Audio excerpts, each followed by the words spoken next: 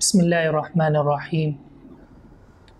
بعض لوگ یہ حدیث بیان کرتے ہیں کہ اللہ رب العزت مومن کے دل کے علاوہ کہیں اور سما نہیں سکتا۔ یاد رکھیے یہ رسول اللہ صلی اللہ علیہ وسلم کی قطعاً حدیث نہیں ہے، حدیث کی معتبر کتابوں میں یہ موجود نہیں ہے، بلکہ محدثین نے جو جھوٹی روایات ہیں، من گھڑت روایات ہیں، بے بنیاد بے سروپا روایات ہیں، ان پر جو کتب لکھی ہیں ان میں یہ روایت ملتی ہے۔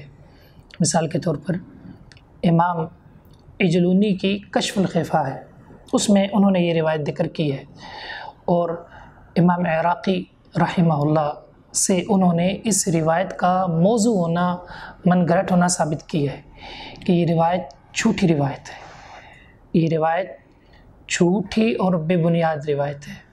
اور مسلمانوں کا اہل سنہ الحدیث کا یہ عقیدہ ہے کہ اللہ رب العزت عرش پر مستوی ہے، مخلوق سے جدا ہے، اور علم قدرت سننے اور دیکھنے جاننے کے اعتبار سے وہ ہمارے ساتھ ہے۔